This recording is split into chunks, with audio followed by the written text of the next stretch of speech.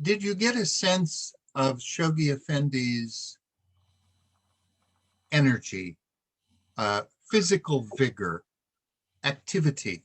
Um, did you see him walk up the mountain towards the shrine?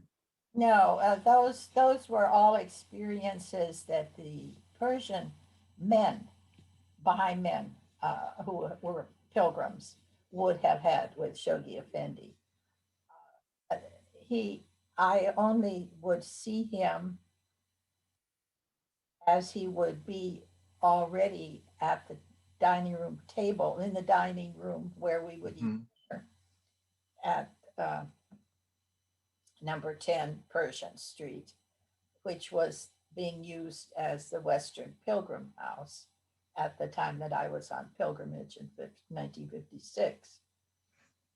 So I didn't see him walking, moving around. However, it was clear that he was doing all those things because he would at dinner, he would speak about instructions regarding things having to do with the building of the archives building on Mount Carmel, and uh, I could imagine, that he was uh, there for periods of time, perhaps every day. I didn't know. However, he, of course, was doing as we know Shoghi Effendi did so many things, writing letters, translating the writings, uh, seeing through the properties on Mount Carmel and in Akka and Baha'i, and all these things he was handling daily, and then coming to a dinner table and talking to a bunch of Baha'is, or in my case, I was the only pilgrim, but the other people at the dinner table were his International Baha'i Council. Oh, another thing I was going to tell you. Yesterday, when I was looking through my files on pilgrimage and Shoghi Effendi and pioneering in Greece, I came across a letter from the International Baha'i Council that I had that was a letter signed by Leroy Iowas, dated in, I think it was 1954, I believe, 1954. Anyway, there are several letters that I had, but this particular one was uh, instructions about things that we were doing in Greece, encouraging instructions. And I was thinking when I reread that letter yesterday that we wondered, we meaning the Baha'i world, wondered about the International Baha'i Council's functions, which, although described uh, in our volumes of Baha'i World that talk about the International Baha'i Council, the one appointed by Shoghi Effendi, which was in operation when we were pioneering in Greece, not the elected one, which the Hands called for later after the Guardian passed, leading up to the election of the House of Justice, but the appointed one. We were wondering, how they functioned with Shoghi Effendi in Haifa. I think this question actually had been asked of me by you, Brent. And here was an example in this letter that I read from Leroy Iowas to us in Greece. It really, the function in relationship between Shoghi Effendi and pioneers, especially during the 10-year plan, the crusade, it was via the International Baha'i Council, who would be giving instructions to pioneers relayed from Shoghi Effendi, so that the Shoghi Effendi was less and less burdened Mhm, with mhm, writing individual responses to mhm, pioneers or mhm, instructions, not even, initiating instructions to pioneers in the field through, in this case, Leroy Iwas was the Secretary General of that appointed International Baha'i Council. Now, these are terms which Baha'is are of today are less familiar with because mhm. those institutions don't exist as they did at the time of Shoghi Effendi. But that's the way it was working in those days. And it's interesting for those of you, I being one, who really enjoy learning about Baha'i administration, because this is what Shoghi Effendi was, I'm not going to say inventing, but he was formulating and uh, teaching us Mhm. administration, which from my own background and interests is fascinating. It's a fascinating time in the development of the faith. It is fascinating to see how he worked through his hands. Yes. And Mr. Iowes, before he went to Haifa, had fulfilled a similar role in that in the book his daughter wrote about him, says how he supported and nourished part of the work of that committee supporting the pioneers was to write to these people and help them in practical and in emotional supportive ways. And so he'd been doing that for the first and second 7-year plans.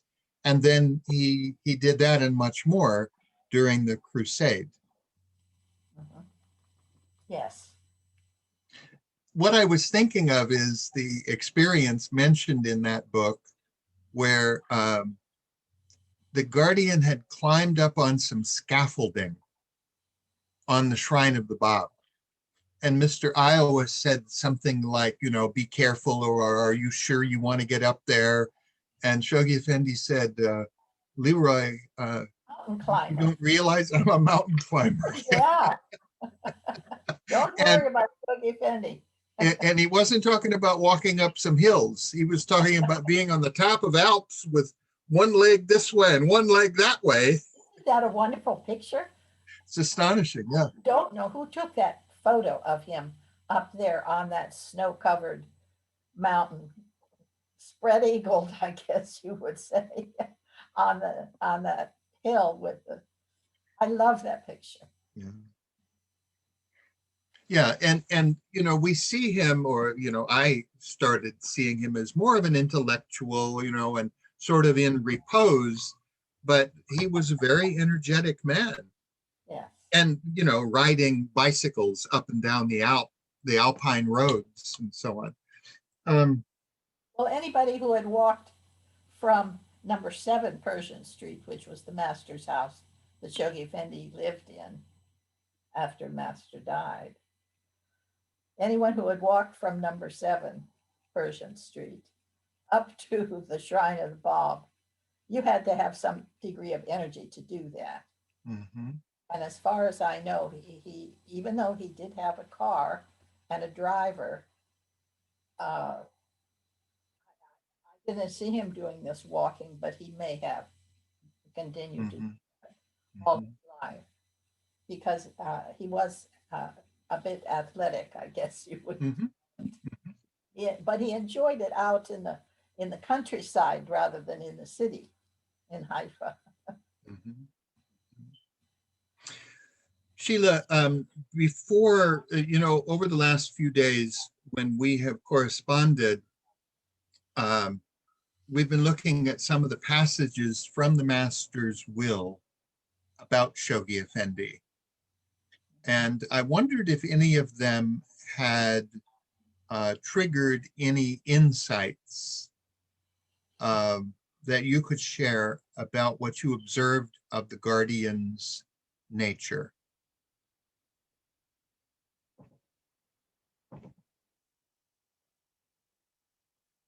Well, some of the words you have pointed out that describe uh, his nature, Shoghi Effendi's nature, that is, those things that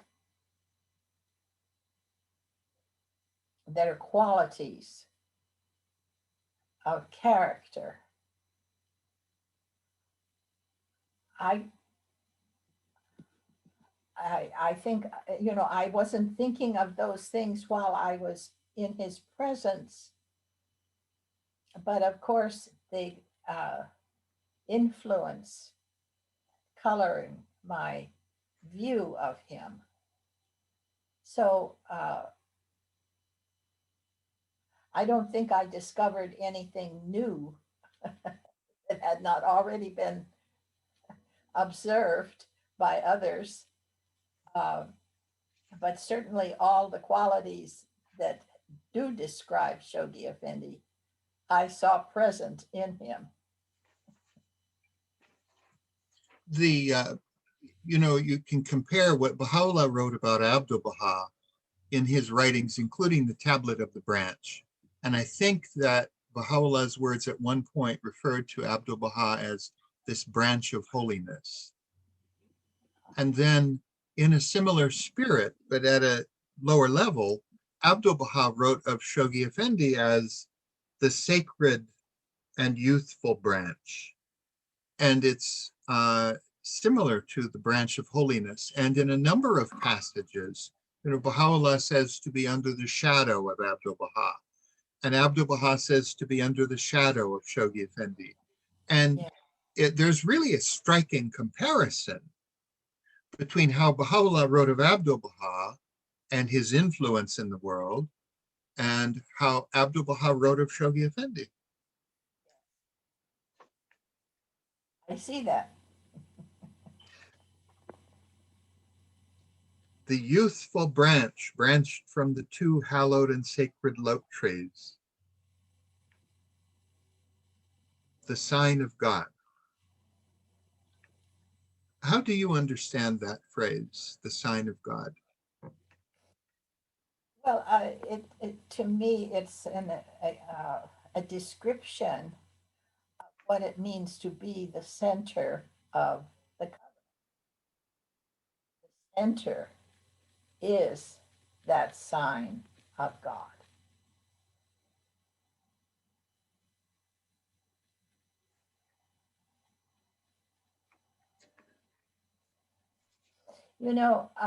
To take us on a slightly different tack, and not certainly as important as the areas that you've already brought up for discussion, but those things that are of a more observational, less important nature. Mhm. Shoghi Effendi was small in stature. This is noted, I believe, in Priceless Pearl. Ruhi Khanum talks about Shoghi Effendi's hands as being like Baha'u'llah's hands. Now, she never saw Baha'u'llah's hands, so I don't know where she got that idea, but nobody's disputed it, so I'm assuming it's true. But Shoghi Effendi was small of stature. I would estimate he was my height, and my height is like 5 feet at that time, 5 feet, 5.5 inches. I've shrunk in my old age, so I'm shorter than that. But the thing is, I think Shoghi Effendi was about my height. Ruhi Khanum was taller.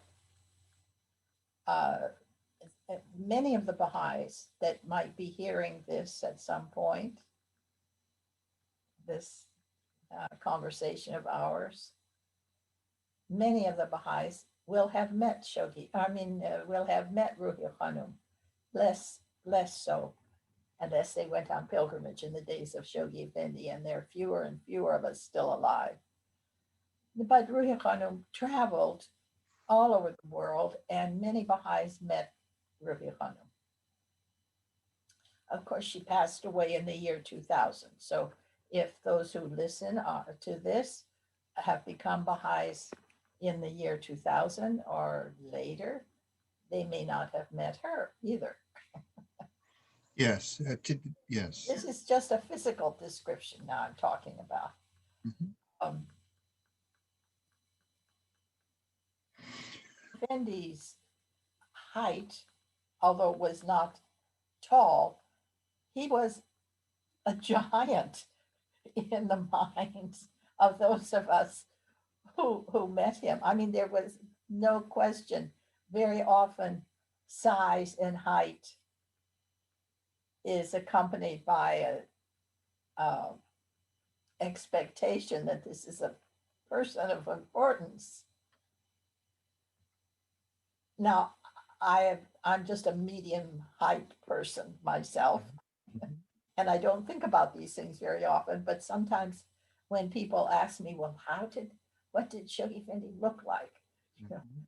know, tell us about him so that they can picture him. Well, we do have photos, and that's the best thing. But this business about height is always a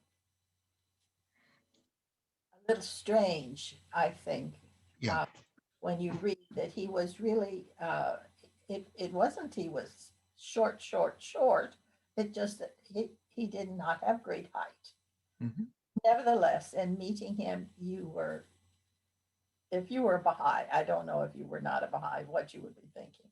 But if you were a Baha'i, you were thinking of all of the qualities that have been used to describe him in his character. And so he was a giant to you when you would meet him. I think you've said it very well that people who did not know who he was and his station and function might well overlook him, or for that matter, the manifestation of God. You know, most of the people who have met the manifestations of God did not accept them. Yeah. It required clearing away such things as the physical features, and the Baha'u'llah mentions in the Book of Certitude, you know, sometimes the manifestations of God were poor or they were sick, and these were clouds in the way of people's acceptance of them. So it doesn't surprise me that you cleared away some of these veils during pilgrimage. I have something to share with you, and this might be the right moment to do it. Um, I received a letter in Shoghi Effendi's handwriting, which I wanted, and I put it in behind glass. I'm hoping that maybe it can be. Yes. May the Almighty bless your efforts, guide your steps, and aid you to extend the scope of your activities to win great victories in the days to come. Your true brother, Shoghi. And this is, April 30th, 1957, to Sheila Banani, Athens, Greece. yes, My word. I, this is a photocopy of the letter uh, that I put in some glass or plexiglass and have it at my desk as a constant reminder. And again, he says, may the Almighty bless your efforts. And what else? Yes. Guide your steps, aid you to extend the scope of your activities, and win great victories in the days to come. And since this was written April 30th, 1957, when I was in Athens, and he passed away in November 4th, 1957. So it was shortly before Shoghi Effendi's passing. And that's why I particularly treasure it. And about a year after your pilgrimage. Yes. Well, I would think, of course, that would be infinitely precious to receive such. What did he send it directly to you in Greece? Yes. Yes. Hmm. I wanted to share that because I think it's an example of how encouraging he was to every effort made by pioneers any place in the world. He was the best encourager. And I think, you know, if you read about some of these difficulties that pioneers had when they first went out, Mhm, mostly it was because of the inadequacies of the pioneers. mhm, And probably this is my own view. mhm, Inadequacies of the pioneers, maybe more than the difficulties offered by the place. Sometimes there was a sort of mismatch between mhm. the activity of the place and the eagerness of the pioneer. The receptivity and the eagerness. Yes, and that these, were out of sync. But, who better than the center of the covenant for us at the time, Shoghi Effendi, to understand that he needed to provide that encouragement to the pioneers. And, by extension, I take that right up to the present day. All of us are pioneers who are Baha'is in the world today. We are not a well-known faith, and therefore wherever we are, wherever we live, we're teaching the faith by our example and and effort. And because of the fact that we are at this precious time in our Baha'i history where we are the pioneers, we are not the majority of the world. We are Mhm. pioneering wherever we reside. We need encouragement. And Shoghi Effendi's perspective provided that encouragement. Today, of course, we have the wonderful assistance of the Universal House of Justice, whose finger is on the pulse of the Baha'is throughout the world.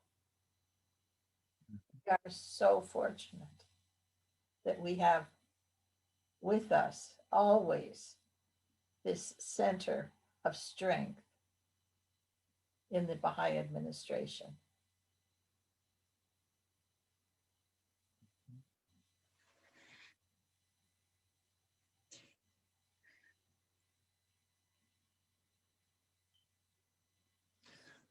I'm not sure what to mention at this point. We had talked about the will and the passages in the will, and you've shared with me a summary of your pilgrimage and the uh,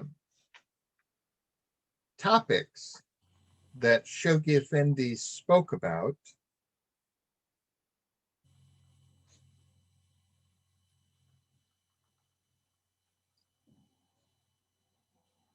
That he had good news from Ali Nakjavani about the spread of the faith in Africa, and he repeated, "You must have patience in Greece." Yes, immediately, because he didn't want me to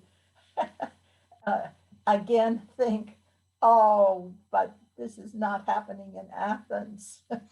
So right away, he, you know, turned to me and he said, but this is not Athens. This is not Greece. Africa is not Greece. Have patience. You know, your dear friend,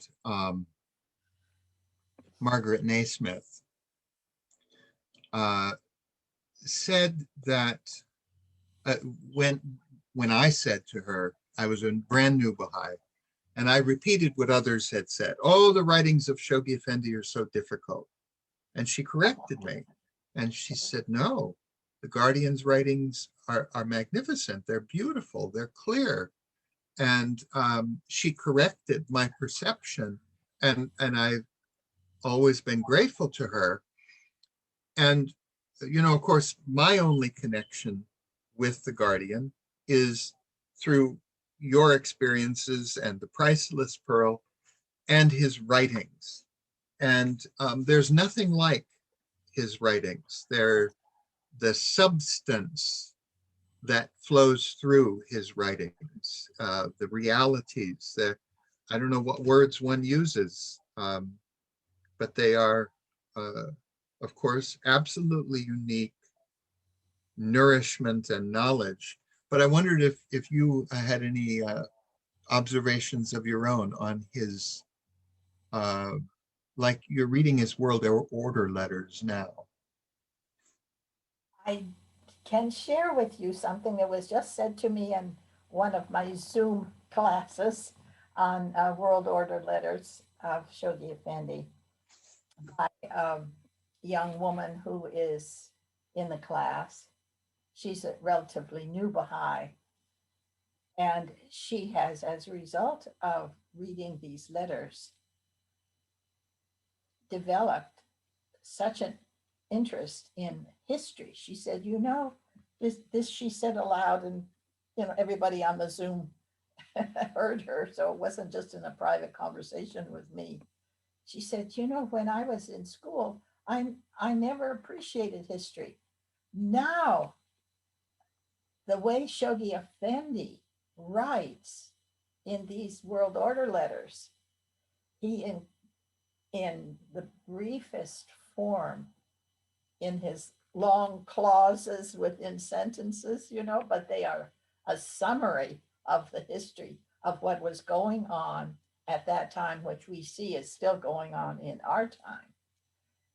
So her interest in history has come about as a result of study of Shoghi Effendi Mhm. and love for history, which didn't exist in her mind when she was younger. And I said, my response was, history is wasted on the young. Mhm. You want history as you appreciate, as you grow older, Mhm. it becomes everything. It's the interpretation of what life has been and continues to be as more perspective during this history making time are observed or written about or understood. So Shoghi Effendi brings to life what is happening in the world, the most important, not the less important things. And the most brief, abbreviated form, he gives us these. He doesn't go on and on. In fact, one of the mysteries of reading Shoghi Effendi's World Order letters in particular, I think, is that he makes reference to specific individuals without identifying them. So it gives you a little challenge when you're reading and discussing with a group of, oh, who was he referring to here? And, or what was happening then in those countries or in that area of the world? So you engage with his Shoghi Effendi's writings as sometimes a puzzle that you need to solve bit by bit as you're reading, which challenges the reader, makes it fun.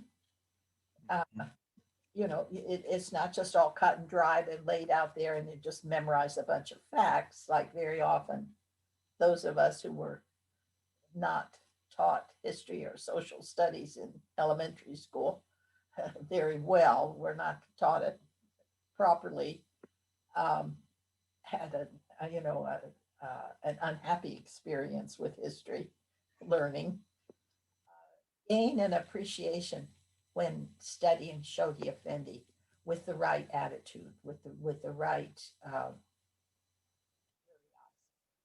What was that word? With the right what?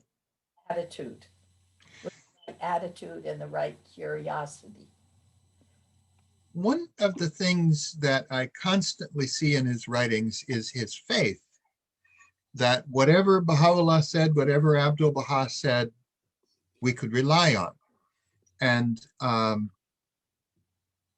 among the examples, when he was in the war years, the Second World War,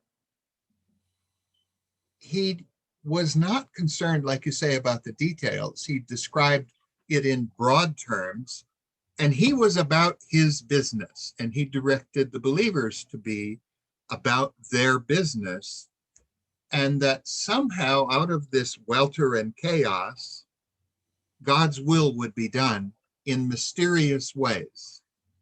Yes, for sure.